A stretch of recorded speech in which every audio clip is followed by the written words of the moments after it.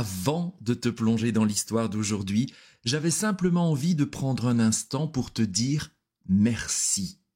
Merci à toi qui écoutes ce podcast depuis le début. Merci à toi qui viens de le découvrir. Et merci du fond du cœur à vous tous qui êtes chaque semaine un peu plus nombreux à rejoindre cette aventure. Voir cette communauté grandir, lire vos messages, vos partages, vos réflexions, c'est ce qui donne du sens à tout ce que je crée ici. Alors vraiment, merci du fond du cœur. Et mine de rien, on est déjà à l'épisode 61. Comme quoi la théorie des petits pas, des petits cubes qu'on rajoute l'un après l'autre, fonctionne. De temps en temps, comme aujourd'hui, comme la semaine passée, comme il y a 2 semaines aussi, j'ai envie de vous amener ailleurs, dans une histoire. Parce qu'une histoire touche beaucoup plus juste qu'un concept souvent. Elle traverse nos défenses, elle nous fait miroir et elle nous aide à mieux nous comprendre, à mieux nous accueillir et à oser un peu plus notre différence.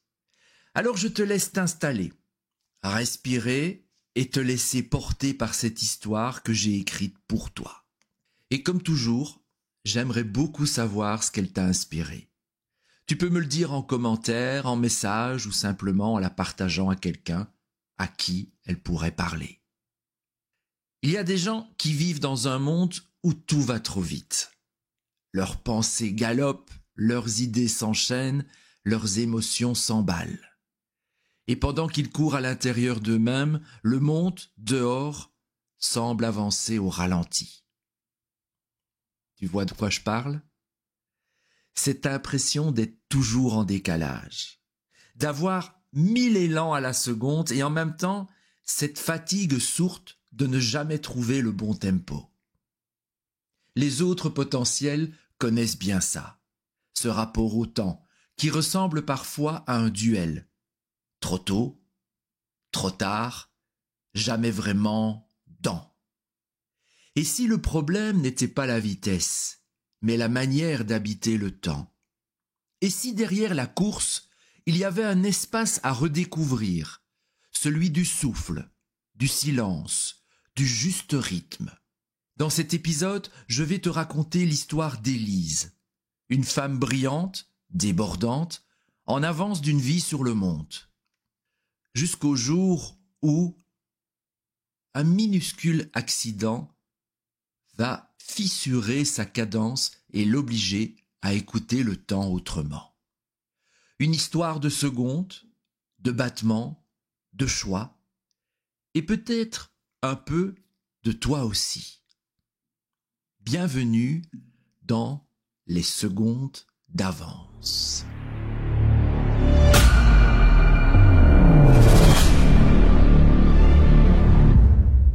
Le réveil sonne à 6h30. Enfin, essaye de sonner. Élise l'éteint avant même que la première note n'ait le temps de naître. Elle est déjà réveillée depuis 20 minutes. Son cerveau, lui, n'a pas dormi. Il a refait 3 fois le planning du lendemain, imaginé 2 scénarios pour un projet à présenter, et même rejoué une conversation qu'elle n'aura probablement jamais. Elle soupire. À côté d'elle, le monde dort encore. Son fils, Léo, respire doucement dans la chambre voisine. Le chat s'étire. Et dehors, la ville semble en pause. Mais dans sa tête, tout court déjà. Elle traverse la cuisine, répond à 3 messages pendant que l'eau chauffe, ouvre son ordinateur. Les chiffres du jour s'alignent sur l'écran comme des soldats. 8h15 réunion, 9h rapport à envoyer, 11h visio avec Paris, et entre les deux, tout ce qu'elle n'aura pas le temps de faire, et pourtant, qui est dans sa tête. Elle a cette impression étrange que le monde entier est toujours en retard sur elle, qu'elle doit constamment ralentir pour ne pas déranger. Même la machine à café, ce matin, lui paraît lente. Elle tape du doigt sur le plan de travail, comme si ce simple geste pouvait accélérer le temps. Maman ?» La voix de Léo la ramène d'un coup au présent. « Tu m'avais promis des crêpes ce matin. » Elle regarde l'heure, 6h47. Un soupir, un sourire. Elle prend une poêle, verse la pâte qu'elle avait préparée la veille. Une partie d'elle se dit qu'elle n'a vraiment pas le temps. Et l'autre répond que c'est peut-être exactement pour ça qu'elle doit le prendre. Le bruit du beurre qui crépite, l'odeur sucrée, le visage de Léo encore froissé de sommeil. Elle se surprend à ralentir. Juste un instant. Puis son téléphone vibre et le monde s'accélère à nouveau. 7h45, elle ferme la porte de l'appartement d'une main, tout en glissant son ordinateur dans son sac de l'autre. « Maman, on est en avance, pour une fois. »« Alors, dépêche-toi, sinon on va être en retard. » Léo rit, sans comprendre la contradiction. Élise, elle ne rit plus depuis longtemps de ses propres paradoxes. Le moteur démarre. Sur le tableau de bord, l'heure défile à une vitesse absurde. Elle roule à travers Bruxelles, encore endormie. Les rues sont grises, les vitrines fermées, le ciel pâle. Dans sa tête, tout s'enchaîne déjà, mail, appel, échéance. Le temps ne lui laisse aucune chance. Ou peut-être est-ce elle qui ne lui laisse plus aucune place. Au feu rouge, elle regarde autour d'elle. Un vieil homme traverse lentement, tenant son vélo à la main. Il s'arrête au milieu du passage, lève les yeux vers elle et sourit. Un sourire tranquille, presque déplacé dans cette matinée pressée. Elle sourit à son tour avant de replonger dans ses pensées. Le feu passe au vert, elle redémarre trop vite. Un choc sourd, un cri bref, puis le silence. La voiture s'arrête net. Son cœur, lui, continue à courir. Elle sort précipitamment, tremblante. Le vieil homme est à terre, son vélo couché sur le trottoir. Heureusement, il se redresse aussitôt, la main sur le genou, l'air un peu sonné, mais pas blessé. « Oh mon Dieu, je suis désolé, je ne vous ai pas vu. » Il la regarde, puis regarde sa montre au poignet. L'aiguille est tordue. Il la prend dans sa main ridée avec une délicatesse infinie. Eh bien, il semble qu'il fallait que le temps s'arrête quelque part, murmure-t-il. Elle reste figée. Cette phrase résonne en elle sans qu'elle sache pourquoi. Il ramasse son vélo, la rassure d'un geste. « Ne vous en faites pas, mademoiselle. C'est juste un peu de temps perdu, rien de plus. »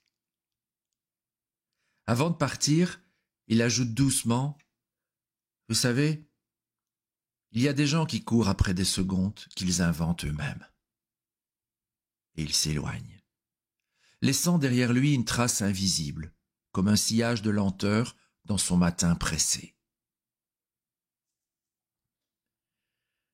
Sur la route, Élise ne dit plus rien. Le monde autour d'elle semble étrangement silencieux. Elle revoit la scène, le visage du vieil homme, son vélo cabossé, la montre qu'il tenait dans sa main. Ce n'était pas une montre ordinaire. Le verre était fissuré, mais derrière, elle avait aperçu une gravure minuscule. Juste avant qu'il ne reparte, il l'avait essuyée du revers de la manche et elle avait lu très brièvement « Dumas, horloger ». Ce nom lui trottait dans la tête depuis le matin. Dumas. Et si elle allait vérifier? Ce n'est pas vraiment de la curiosité, mais plutôt une intuition. Une de ces impulsions qui n'ont pas de raison, mais qui ont un sens. Le lendemain, Élise se surprit à taper « Horloger Dumas, Bruxelles » dans son téléphone. Il y en avait un, à 15 minutes de chez elle. Elle hésita. Après tout, elle n'avait rien à lui dire. Mais au fond d'elle, une petite voix insistait. Tu n'as pas freiné pour rien, hier. Elle se gara devant une petite vitrine poussiéreuse. Derrière la vitre embuée, quelques montres anciennes semblaient flotter dans la lumière du matin. Une enseigne dorée, à moitié effacée, indiquait « Gabriel Dumas, horloger depuis 1956 ». En poussant la porte, un tintement de clochette retentit. Un son fragile, presque hors du temps. L'odeur de bois ciré et de métal chaud la frappa aussitôt. Sur les murs, des horloges de toute taille, toutes différentes. Certaines avançaient, d'autres non. Aucune ne donnait la même heure. « Je savais que vous reviendriez », dit la voix derrière le comptoir. Gabriel était là, penché sur une montre ouverte. Ses mains tremblaient légèrement, mais ses gestes restaient précis, presque tendres. Il leva les yeux, la reconnut et lui adressa un sourire. Un sourire tranquille, sans reproche, sans urgence. « Vous allez bien ?» demanda-t-elle un peu gênée. « Mieux que ma montre !» répondit-il en riant doucement. « Elle a besoin de repos, elle aussi. » Il la prit dans ses mains, comme on tiendrait un oiseau blessé. « Je n'ai pas voulu la réparer tout de suite, » dit-il. « Il faut parfois laisser le silence passer à travers les choses avant de les remettre en marche. » Élise le regarda intriguée. « Vous parlez des montres ou des gens ? » Souvent, c'est la même chose. Elle s'excusa encore, lui proposa de payer les réparations. Il secoua la tête. L'argent ne répare rien. Il lui fit signe d'approcher. Regardez. Sur son établi, des dizaines de petites pièces formaient un chaos organisé. Ressorts, aiguilles, engrenages minuscules. Il en prit une entre ses doigts. Vous voyez ça ? C'est le cœur de la montre. Ce n'est pas lui qui mesure le temps. C'est lui qui l'écoute. Élise fronça les sourcils. Qui l'écoute ? Oui. Chaque tic-tac est une respiration. Si vous accélérez trop, elle s'essouffle. Si vous ralentissez trop, elle s'arrête. Il releva les yeux. Comme nous. Un silence.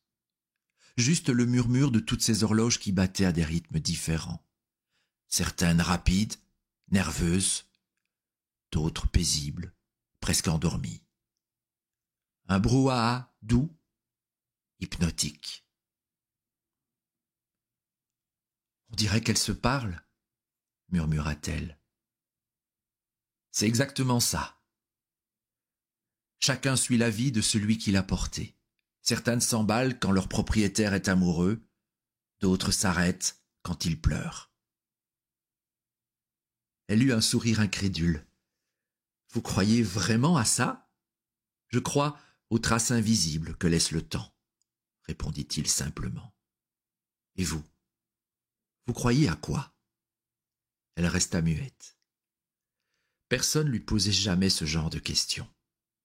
Pas au bureau, pas dans sa vie pressée. Elle hésita puis dit « Je crois que j'ai peur de perdre mon temps. »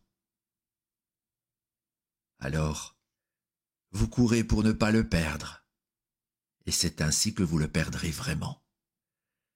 Ces mots restèrent suspendus entre eux.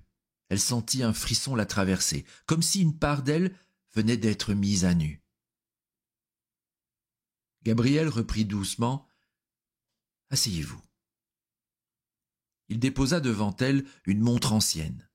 « Fermez les yeux et écoutez. » Elle obéit. Le tic-tac remplit la pièce.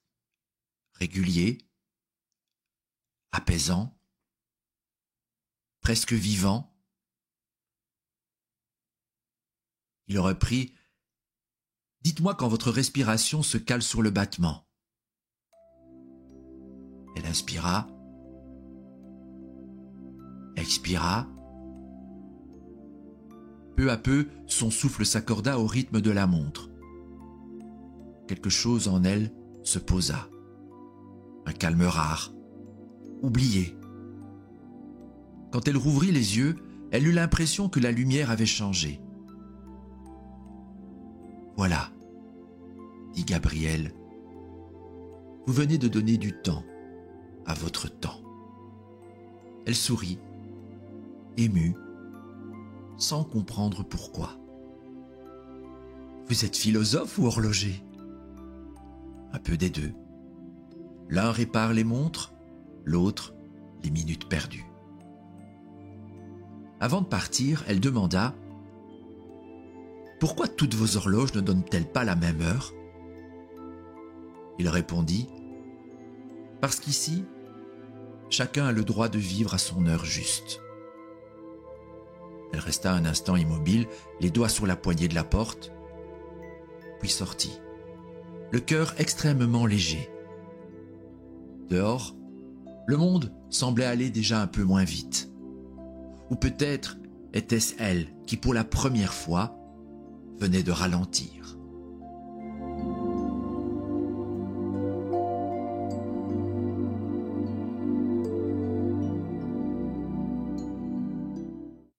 Trois jours passèrent. 3 jours durant lesquels Élise tenta de reprendre le rythme. Mais quelque chose s'était déplacé, ou peut-être ralenti. Au bureau, les visages familiers semblaient figés dans une boucle.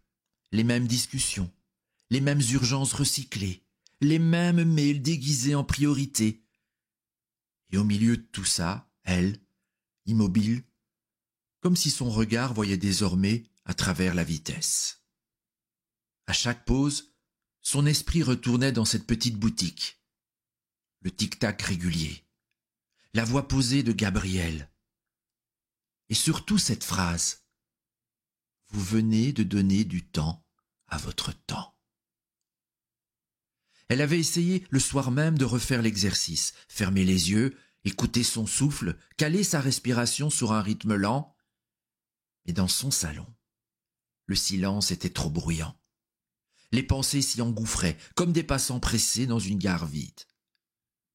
Alors, un samedi matin, elle décida de retourner le voir, juste parce qu'elle en avait besoin.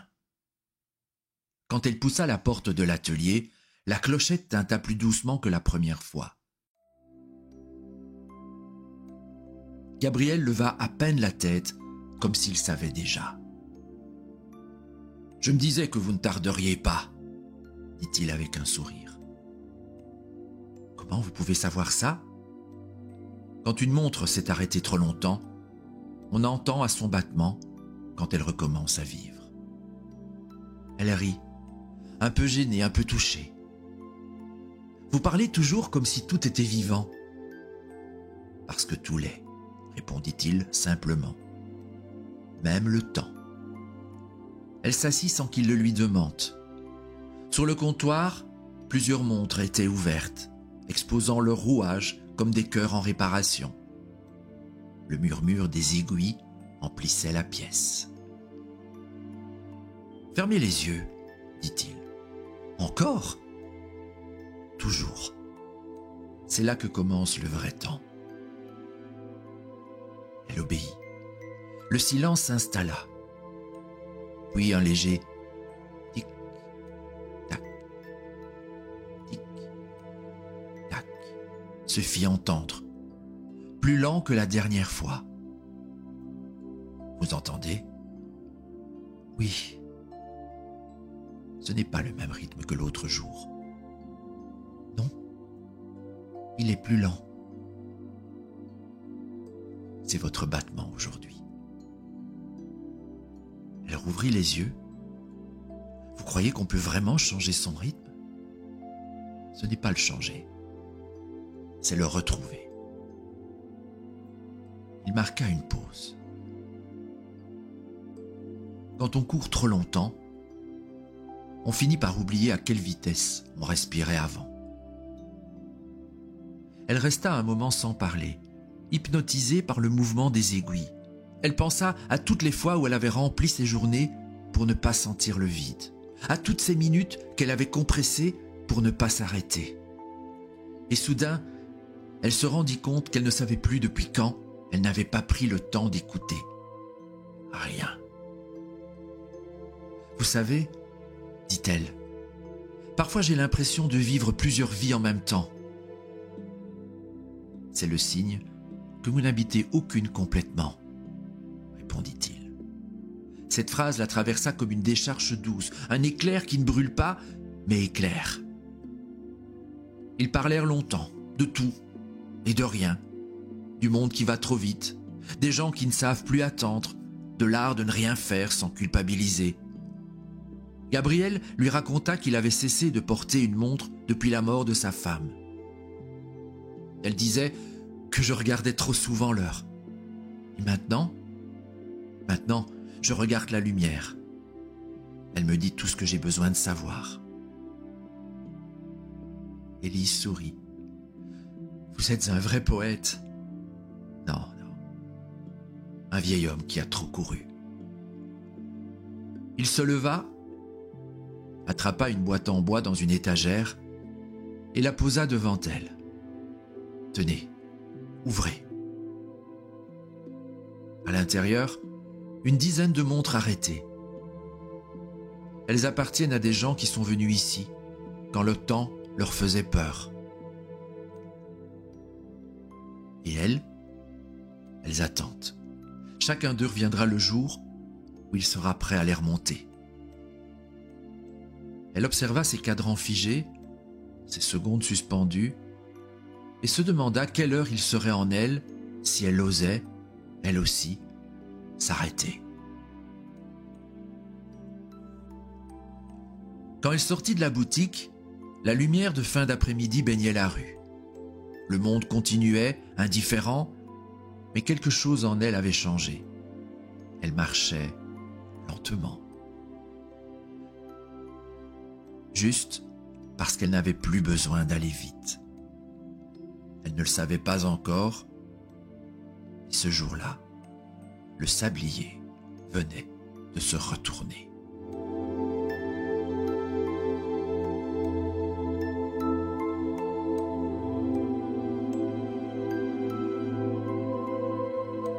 Le lundi matin, la ville reprit sa cadence habituelle. Le métro vibrait, les écrans s'allumaient, les corps s'agitaient. Et Élise, au milieu de tout ça, essayait de respirer autrement. Elle s'était promis, en quittant l'atelier de Gabriel, de ralentir. Un mot simple, presque naïf. Mais dès le premier jour, elle comprit que ce serait tout sauf facile. Au bureau, elle arriva volontairement 10 minutes plus tôt, histoire de ne pas courir, de s'installer calmement, de savourer un café. Elle ouvrit son ordinateur, inspira profondément, puis son regard tomba sur la boîte mail. 112 messages non lus. Et déjà, 2 notifications sur Teams. Une voix intérieure, impérieuse même, reprit aussitôt le contrôle. « Allez, juste un rapide coup d'œil. Après, tu prendras ton temps. » Elle cliqua 1 fois, 2 fois, 100 fois. Et quand elle releva la tête, 1 heure avait disparu.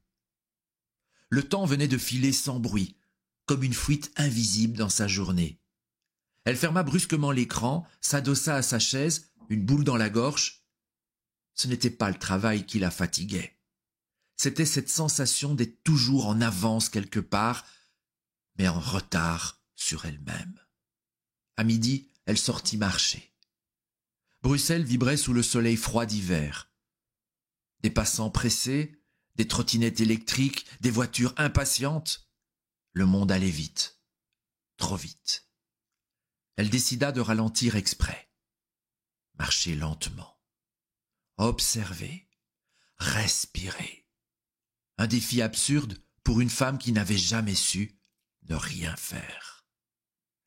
Elle marcha le long du canal, les mains dans les poches. Au début, c'était agréable, les reflets de l'eau, le vent, les bruits lointains. Puis très vite, quelque chose d'inconfortable monta.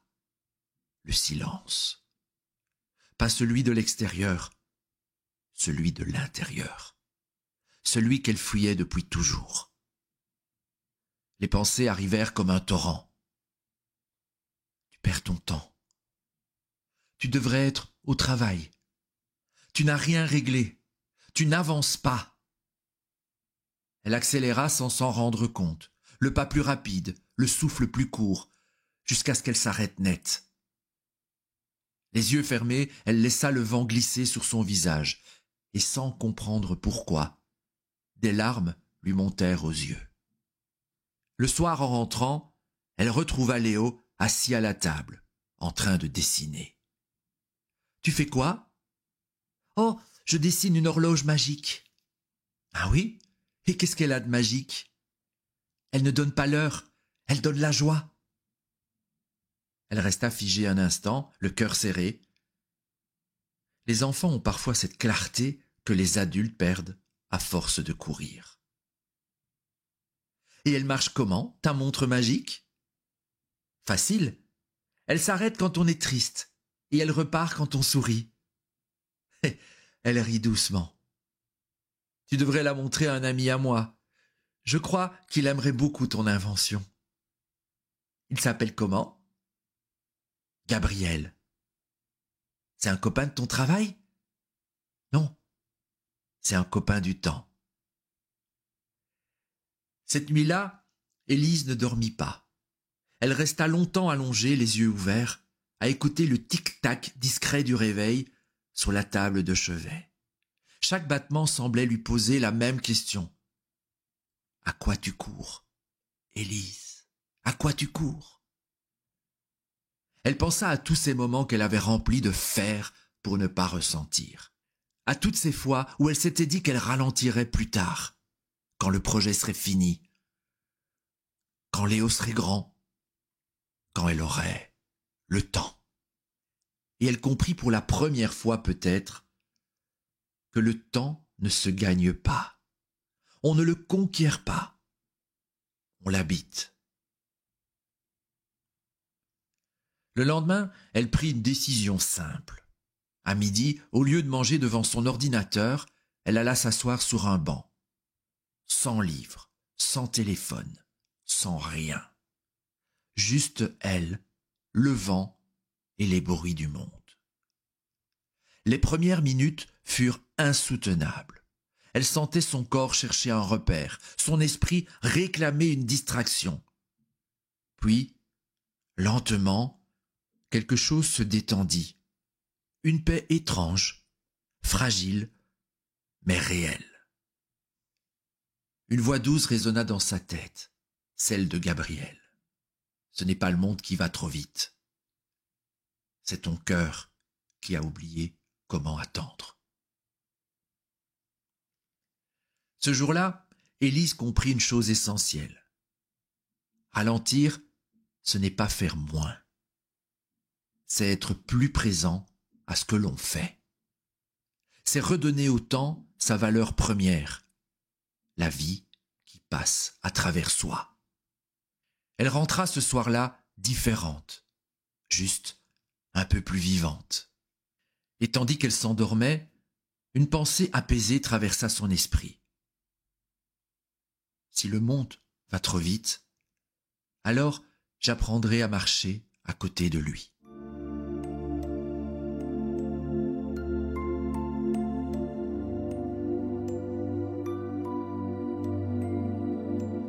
Cela faisait plusieurs semaines qu'Élise passait régulièrement à l'atelier. Parfois 10 minutes, parfois 1 heure. Parfois pour parler, parfois juste pour écouter le tic-tac ambiant. Elle s'était surprise à aimer ce lieu, où rien n'allait vite, où personne ne cherchait à optimiser la moindre seconde. Gabriel, lui, semblait l'attendre sans jamais le dire. Il avait cette façon d'être présent sans peser, d'exister sans remplir l'espace. Et plus elle le côtoyait, plus elle pressentait que derrière sa tranquillité se cachait une histoire. Un jour, alors qu'elle observait une vieille horloge murale aux aiguilles rouillées, elle demanda « Vous avez toujours fait ça? Réparer le temps ?» Il sourit. « Non. J'ai passé la moitié de ma vie à essayer de le contrôler. » Elle leva les yeux vers lui. Il avait ce regard que prennent ceux qui se souviennent en silence. « J'étais ingénieur horloger dans une grande maison suisse. On fabriquait des montres de collection, des pièces uniques. J'étais obsédé par la précision. Le centième de seconde me fascinait. Je pouvais passer des nuits entières à ajuster un mécanisme invisible, juste pour qu'il soit parfait. » Il se tut un instant. Un jour, ma femme m'a dit que je connaissais mieux le battement d'une montre que celui de son cœur. Élise sentit un frisson. « Et vous ?» Moi j'ai ri, comme rient les hommes trop sûrs d'avoir raison. Il se leva lentement, alla chercher une boîte en bois sur une étagère. Le jour où elle est morte, j'étais en train de régler une montre. Un prototype sur lequel je travaillais depuis des mois. Sa voix trembla légèrement. L'hôpital a appelé. Mais j'ai coupé la sonnerie. Juste 5 minutes, je m'étais dit. 5 minutes. Il ouvrit la boîte. À l'intérieur, une montre sans verre, couverte de poussière. Quand j'ai rappelé, il était trop tard. Un silence. Long, profond. Le genre de silence qui ne demande ni réponse ni compassion. Élise sentit sa gorge se serrer. « Je suis désolé. Non, c'est moi qui le suis. Depuis 30 ans. » Il reposa la montre sur l'établi. Ce jour-là, j'ai compris que la précision pouvait être un mensonge, qu'à force de mesurer le temps, j'avais oublié de le vivre. Il sourit doucement. Depuis, je ne remonte plus les montres. J'attends qu'elles se réveillent d'elles-mêmes. Élise resta silencieuse. Tout en elle se reconnaissait dans ces mots. Peut-être pas la même histoire, mais la même blessure. Celle de courir pour ne pas sentir la peur de s'arrêter. « Vous savez, dit-elle doucement, je crois que moi aussi j'ai peur du silence. »« C'est normal, » répondit Gabriel. « Le silence, c'est le moment où le temps nous rattrape. » Il désigna l'établi derrière lui.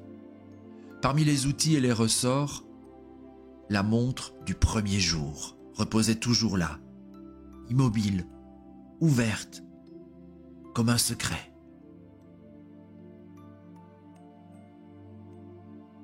« Celle-là, je la garde près de moi, » dit-il, « pour me souvenir que certaines choses ont besoin d'un autre rythme avant de repartir. »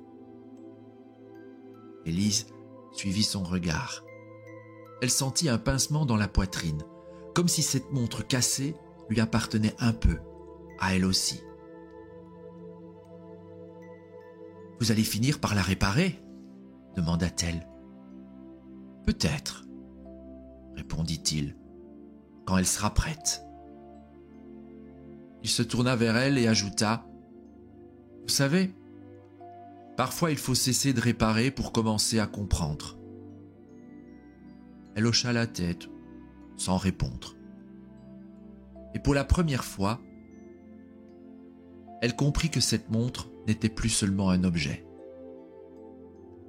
C'était un témoin silencieux du moment où tout avait commencé à se fissurer, et où elle, sans le savoir, avait entamé sa propre réparation. Il s'assit face à elle. « Vous voulez que je vous dise un secret ?» Elle acquiesça. « Le temps ne passe pas. C'est nous qui le traversons. Et plus on court, plus il devient flou. » Cette phrase la toucha au cœur.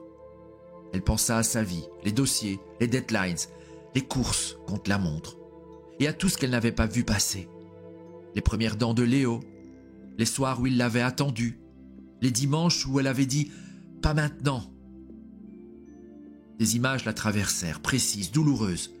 Elle ferma les yeux, une larme roula sur sa joue. « Hé !» murmura Gabriel, « ne pleurez pas. Les larmes, c'est juste le temps qui revient couler. » Elle rit à travers ses sanglots. « Vous avez réponse à tout, vous. » »« Non, j'ai juste eu le temps de réfléchir. » Avant de partir, il lui tendit une montre ancienne. « Tenez. » Elle ne marche pas. C'est pour ça qu'elle est précieuse. Elle ne vous dira jamais quelle heure il est, mais elle vous rappellera toujours que vous êtes encore là. Elle l'a pris dans sa main, lourde, froide et étrangement apaisante. Qu'est-ce que je dois en faire ? Rien. Gardez-la sur vous. Et quand vous aurez l'impression de manquer de temps, touchez-la. Vous verrez, le monde s'arrêtera quelques secondes. Sur le chemin du retour, Élise sentit quelque chose de différent. Ce n'était pas de la tristesse, ce n'était pas de la joie. C'était plutôt une forme d'humilité douce. La conscience peut-être que la vie n'est pas faite pour être tenue dans la main, mais pour être traversée. Le soir, en rentrant, elle posa la montre sans aiguille sur la table de nuit. Elle regarda Léo dormir paisiblement, son ours en peluche contre lui. Et murmura « Je crois que je commence à comprendre ce que veut dire habiter le temps. »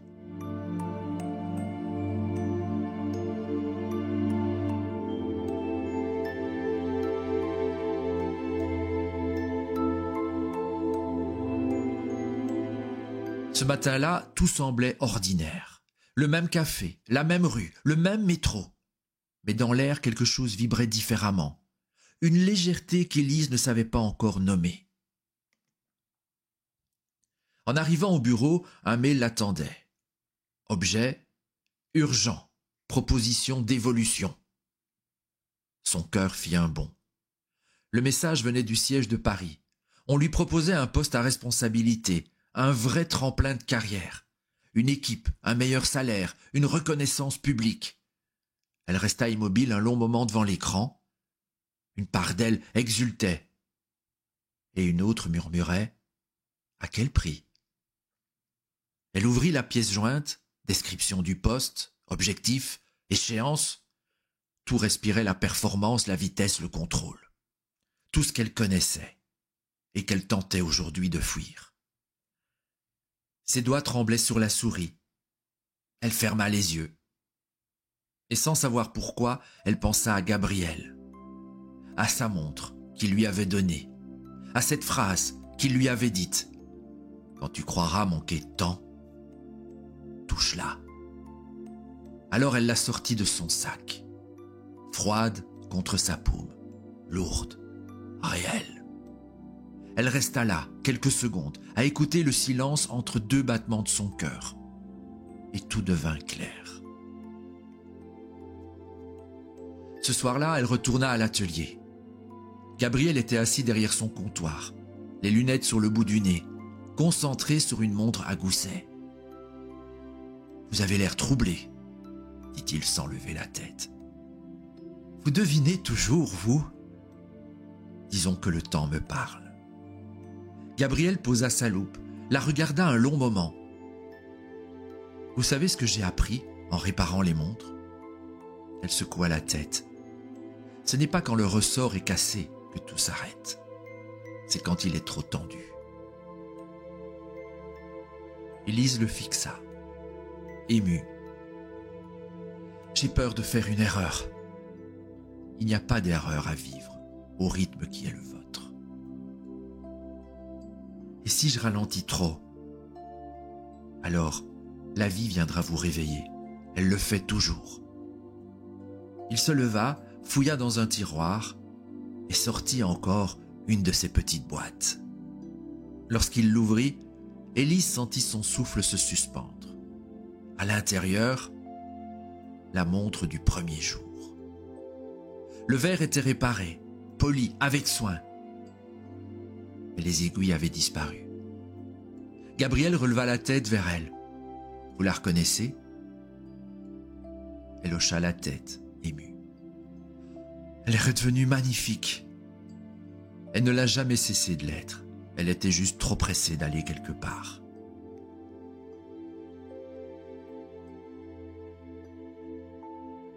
Un silence.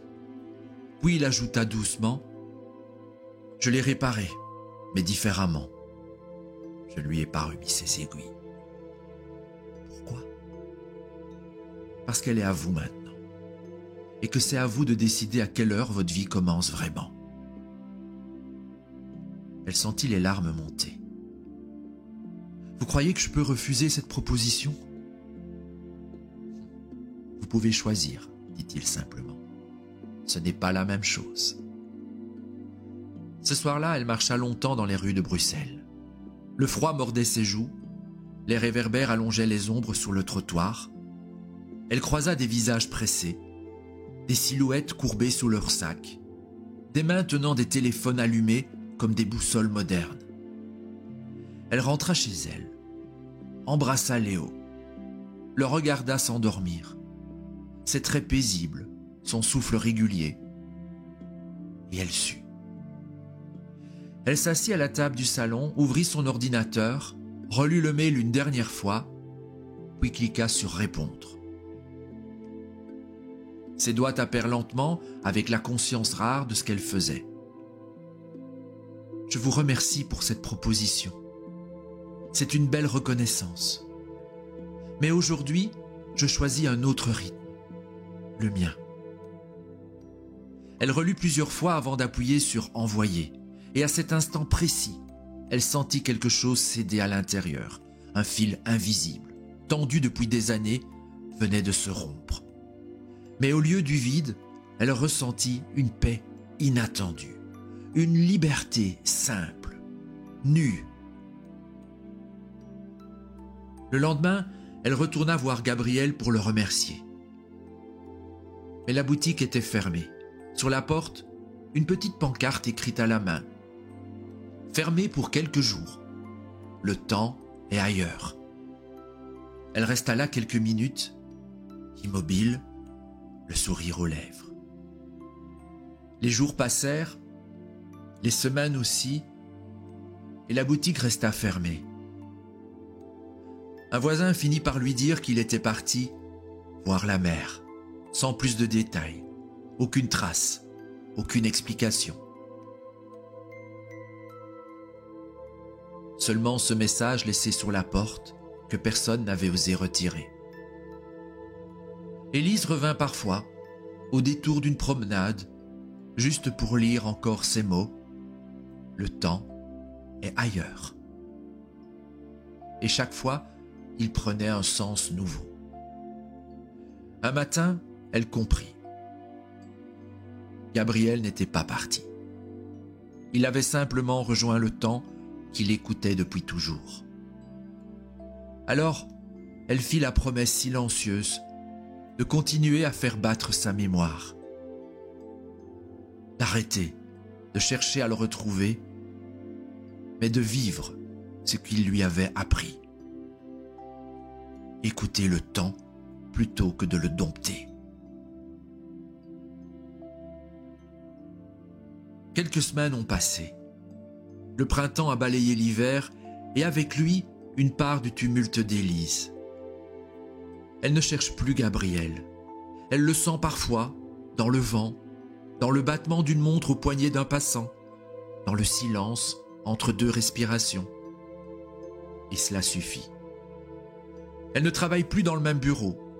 Elle a refusé la promotion, rendu ses dossiers et pris quelques semaines de silence. Son entourage n'a pas compris. Certains l'ont félicité pour son courage. D'autres l'ont regardée avec pitié. Mais pour la première fois, elle n'a pas cherché à justifier son choix. Ce matin-là, elle a promis à Léo une escapade à la mer. Ils sont partis à l'aube, quand la ville dort encore et que le monde semble respirer plus lentement. La route est longue, mais douce. Le silence entre eux n'est pas un vide, c'est une présence tranquille. Léo regarde les nuages défiler par la fenêtre, son ours sur les genoux. Élise conduit sans se presser. Chaque virage semble une respiration, chaque paysage une pause. Lorsqu'ils arrivent, la mer est calme. L'eau argentée s'étire jusqu'à l'horizon. Le vent joue avec les cheveux de Léo. Il rit, court vers les vagues, ses petits pas laissant des traces éphémères dans le sable. Élise s'assoit sur une dune. La montre sans aiguille repose dans sa main. Le métal froid réchauffe lentement contre sa peau. Elle la regarde longuement, puis la pose dans le sable face au soleil. « Tu fais quoi, maman ?»« J'écoute la mer me donner l'heure. » Léo s'approche, intrigué. Et elle dit quoi? Elle dit qu'il est temps d'être là, juste là. Il rit, s'allongea à côté d'elle.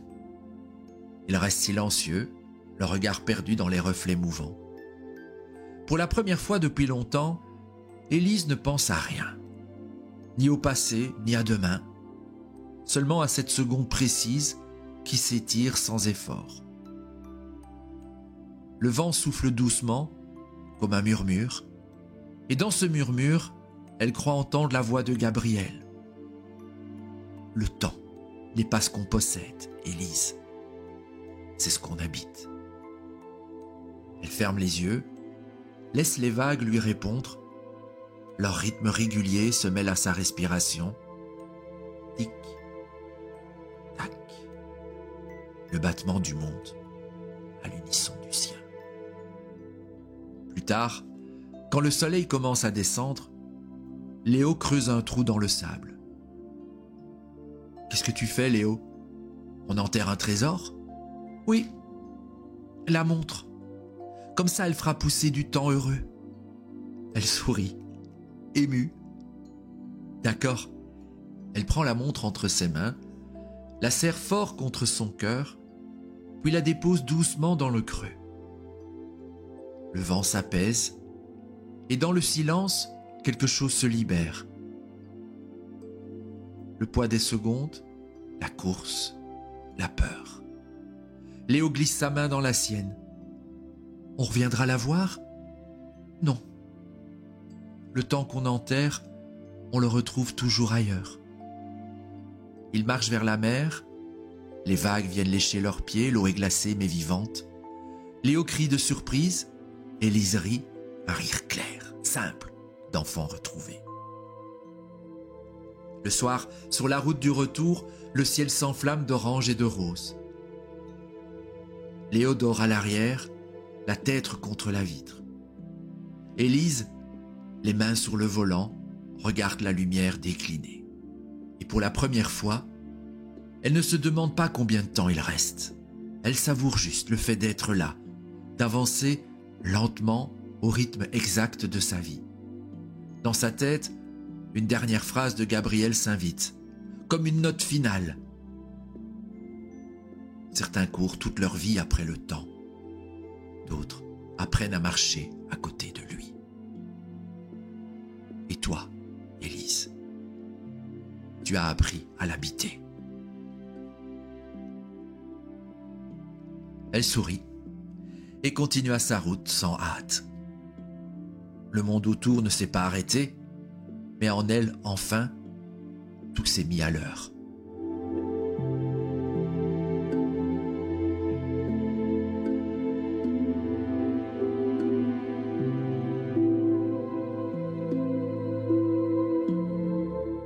Si tu es resté jusqu'ici, Peut-être qu'une part de toi s'est reconnue en Élise, comme moi. Cette part qui pense trop vite, qui ressent trop fort, qui veut tout vivre tout de suite. Ce feu intérieur, magnifique, mais parfois épuisant. Cette impression de vivre dans un monde en décalage de tempo. Alors, avant de te remettre à courir, prends un instant. Ferme les yeux. Respire. Et demande-toi à quel rythme bat ma vie quand je ne la pousse pas. Tu vois, le rapport au temps chez les autres potentiels, c'est souvent une lutte invisible. On voudrait tout comprendre, tout créer, tout expérimenter. Et parfois, on oublie que le génie a besoin de silence pour s'exprimer. Que l'inspiration n'aime pas la précipitation. Et que ralentir, ce n'est pas perdre du temps, c'est lui redonner sa saveur. Alors, voici quelques pistes simples pour apprivoiser ton propre rythme. Première piste que j'ai envie de te partager, c'est d'apprendre à respirer avant d'agir. Tu n'es pas en retard. Tu es juste en avance sur le monde.